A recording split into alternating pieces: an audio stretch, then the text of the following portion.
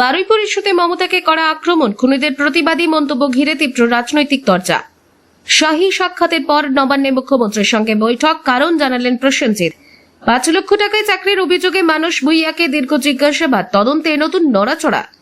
বারুইপুরে গণপিটুনিতে মৃত ইন্দ্রজিৎকে নিয়ে বাবার বিস্ফোরক দাবি, সামনে এলো ঘটনার নতুন দিক।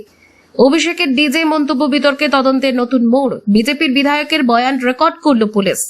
খেজুরিতে পুকুরে ডুবে একই পরিবারের ৩ শিশুর মৃত্যু, শোকে স্তব্ধ এলাকা। তৃণমূল ছেড়ে বিজেপিতে ৩ প্রাক্তন রাজ্যসভা সাংসদের যোগ, শুরু নতুন রাজনৈতিক তরজা। ১২ বছর আগের কুণাল ঘোষের ৯১ পাতার চিঠি প্রকাশ্যে, মমতাকে ঘিরে ঋতব্রতের নতুন রাজনৈতিক দাবি। বারুইপুরে গণপিটুনিতে যুবক ইন্দ্রজিৎ মণ্ডলের মৃত্যুকে কেন্দ্র করে মুখ্যমন্ত্রী শুভেন্দু অধিকারী ও প্রাক্তন মুখ্যমন্ত্রী মমতা বন্দ্যোপাধ্যায়ের মধ্যে রাজনৈতিক তরজা তীব্র হয়েছে। ইন্দ্রজিৎকে নির্দোষ দাবি করে মুখ্যমন্ত্রী তাঁর মৃত্যুর ঘটনায় জড়িতদের বিরুদ্ধে কঠোর আইনি ব্যবস্থা নেওয়ার নির্দেশ দিয়েছেন। এরই মধ্যে মমতা বন্দ্যোপাধ্যায়ের একটি মন্তব্যকে ঘিরে নতুন বিতর্কের সৃষ্টি হয়। অভিযোগ, তিনি হামলাকারীদের প্রতিবাদী বলে উল্লেখ করেছেন। সেই মন্তব্যের কড়া সমালোচনা করে শুভেন্দু অধিকারী সামাজিক মাধ্যমে পাল্টা বার্তা দেন। তিনি দাবি করেন, নির্বাচনে পরাজয় ও দলীয় সংকটের পরেও তৃণমূল নেতৃত্বের রাজনৈতিক অবস্থানে কোনো পরিবর্তন আসেনি। একই সঙ্গে তিনি তোষণের রাজনীতি, মিথ্যাচার ও উস্কানিমূলক বক্তব্যের অভিযোগও তোলেন। মুখ্যমন্ত্রী আরো বলেন, একজন নিরপরাধ যুবককে পরিচয়ের ভিত্তিতে গণপিটুনিতে হত্যা করা হয়েছে, যা কোনোভাবেই প্রতিবাদ হিসেবে গ্রহণযোগ্য নয়। তার বক্তব্য, হামলাকারীরা শুধু একজন যুবককে হত্যা করেনি, পাশাপাশি আইন শৃঙ্খলা পরিস্থিতিও বিঘ্নিত করেছে। পুলিশের উপর হামলা, সরকারি সম্পত্তির ক্ষতি এবং এলাকায় অশান্তি ছড়ানোর মতো ঘটনাকে সমর্থন করা উচিত নয় বলেও তিনি মন্তব্য করেন। বারুইপুরের ঘটনাকে কেন্দ্র করে রাজনৈতিক চাপানোতর আরো বেড়েছে। প্রশাসনের দাবি, গণপিটুনির ঘটনায় জড়িতদের বিরুদ্ধে আইন অনুযায়ী কঠোর ব্যবস্থা নেওয়া হবে এবং তদন্ত নিরপেক্ষভাবেই এগিয়ে চলবে।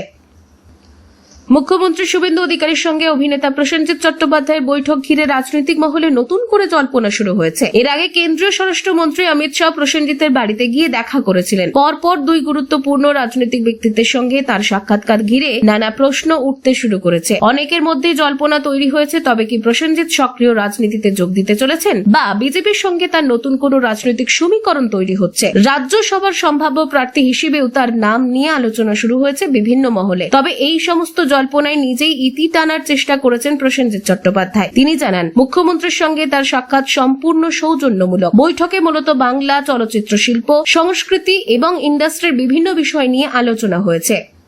রাজনৈতিক যোগদান বা কোনো পদ নিয়ে কোনো আলোচনা হয়নি বলে তিনি স্পষ্ট করেছেন। প্রসেনজিতের এই বক্তব্যের পরও রাজনৈতিক মহলে জল্পনা পুরোপুরি থামেনি, কারণ সাম্প্রতিক সময়ে বিভিন্ন রাজনৈতিক নেতার সঙ্গে তার ধারাবাহিক বৈঠককে ঘিরে নানা ব্যাখ্যা সামনে এসেছে। যদিও অভিনেতার দাবি, এসব সাক্ষাৎকে রাজনৈতিক রং না দিয়ে সৌজন্য সাক্ষাৎ হিসেবেই দেখা উচিত। এখন নজর রাজনৈতিক মহলের দিকে, কারণ ভবিষ্যতে এই বৈঠকগুলির কোনো রাজনৈতিক তাৎপর্য তৈরি হয় কিনা সেটাই দেখার।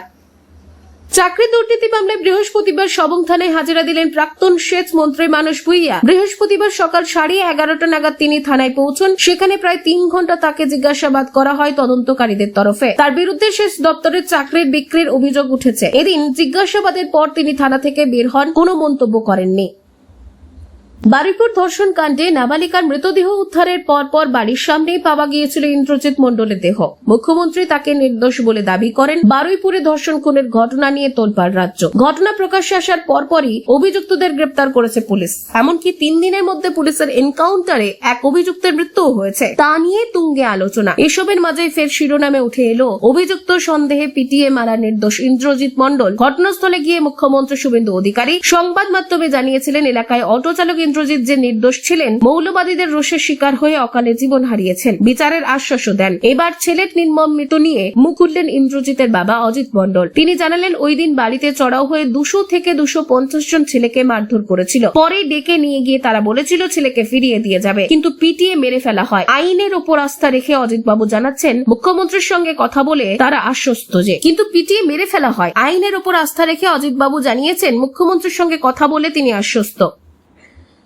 ডিজে মন্তব্য মামলায় সিআইডির সামনে বিজেপি বিধায়ক বিকর্ণ নস্কর। তৃণমূল নেতা অভিষেক বন্দ্যোপাধ্যায়ের ডিজে মন্তব্য ঘিরে চলা তদন্তে নতুন মোড় এলো। বৃহস্পতিবার গোসাবার বিজেপি বিধায়ক বিকর্ণ নস্করকে ভবানী ভবনে ডেকে সাক্ষী হিসেবে তার বয়ান রেকর্ড করেছে সিআইডি। এই তদন্ত শুরু হয়েছে বাগুইয়াটির এক বাসিন্দার দায়ের করা অভিযোগের ভিত্তিতে। অভিযোগে দাবি করা হয়েছে, অভিষেক বন্দ্যোপাধ্যায়ের ওই মন্তব্য উস্কানিমূলক ছিল। সেই অভিযোগের সত্যতা যাচাই করতে বিভিন্ন সাক্ষীর বক্তব্য সংগ্রহ করছে তদন্তকারী সংস্থা। বিকর্ণ বিকর্ণ নস্করের দাবি, বিধানসভা নির্বাচনের ফল প্রকাশের দিন ক্যানিং এ তার ওপর হামলা হয়েছিল। তার অভিযোগ, ক্যানিং পশ্চিমের একটি তৃণমূল কার্যালয়ের সামনে এই ঘটনাটি ঘটে এবং সে সময় স্থানীয় তৃণমূল নেতা পরেশ রাম দাসও উপস্থিত ছিলেন। বিজেপি বিধায়কের অভিযোগ, অভিষেকের মন্তব্যের জেরেই তার ওপর এই হামলা চলেছিল। উল্লেখ্য, এই মামলায় আগে বিধাননগর আদালত অভিষেক বন্দ্যোপাধ্যায়কে কণ্ঠস্বরের নমুনা দেওয়ার নির্দেশ দেয়। তবে তিনি নির্ধারিত 2 দিনে হাজির না হওয়ায় আগামী 18 জুলাই ফের তাকে তলব করা হয়েছে। তদন্তে বিকর্ণ নস্করের বয়ান কতটা গুরুত্বপূর্ণ হয়ে ওঠে এবং সিআইডির পরবর্তী পদক্ষেপ কি হয় সেদিকেই নজর রয়েছে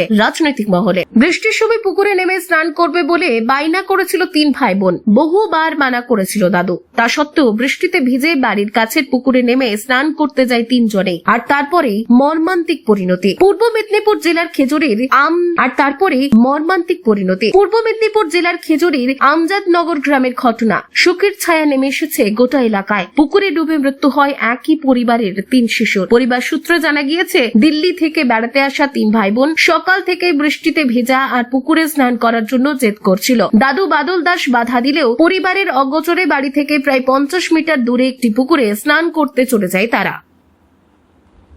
বিজেপিতে যোগ দিলেন তৃণমূলের 3 প্রাক্তন রাজ্যসভা সাংসদ। রাজ্যের রাজনৈতিক মহলে বড়সড় আলোড়ন ফেলে বিজেপিতে যোগ দিলেন তৃণমূলের 3 প্রাক্তন রাজ্যসভা সাংসদ সুখেন্দু শেখর রায়, সুস্মিতা দেব এবং প্রকাশিক বরাই। বৃহস্পতিবার কলকাতায় বিজেপির রাজ্য দপ্তরে তাদের হাতে দলীয় পতাকা ও উত্তরীয় তুলে দিয়ে আনুষ্ঠানিকভাবে দলে স্বাগত জানান বিজেপির রাজ্য সভাপতি শ্রমিক ভট্টাচার্য। যোগদান অনুষ্ঠানে শ্রমিক ভট্টাচার্য বলেন, বাংলার উন্নয়ন ও মানুষের স্বার্থে বিজেপির প্রতি মানুষের আস্থা আরো বাড়ছে। তার দাবি, যে প্রতিশ্রুতি বিজেপি দিয়েছিল সরকার এখন তা বাস্তবায়নের পথে এগোচ্ছে এবং দীর্ঘদিনের অনুন্নয়নের অবসান ঘটিয়ে উন্নয়নের গতি বাড়ানোর লক্ষ্যে দল কাজ করছে। উল্লেখ্য, সম্প্রতি এই 3 নেতাই তৃণমূল এবং রাজ্যসভার সদস্য পদ থেকে ইস্তফা দিয়েছিলেন। তাদের বিজেপিতে যোগদানকে রাজ্যের রাজনীতিতে গুরুত্বপূর্ণ ঘটনা হিসেবে দেখা হচ্ছে। রাজনৈতিক মহলের মতে এই যোগদানের ফলে আসন্ন রাজ্যসভা উপনির্বাচনের আগে বাংলার রাজনৈতিক সমীকরণে নতুন মাত্রা যোগ হতে পারে।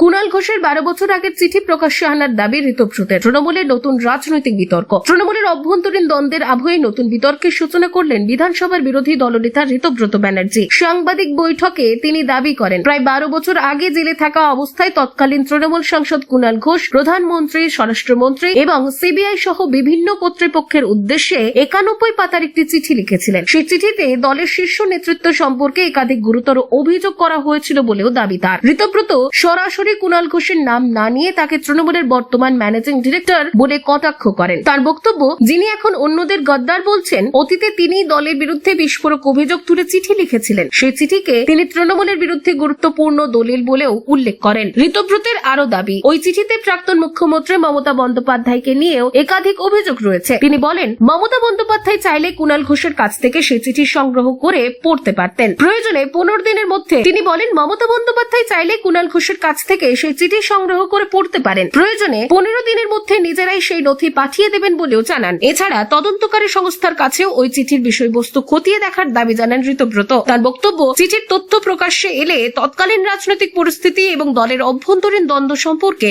নতুন তথ্য সামনে আসতে পারে। সংবাদ এখন এই পর্যন্তই। পরবর্তী আপডেটের জন্য সঙ্গে থাকুন, দেখতে থাকুন।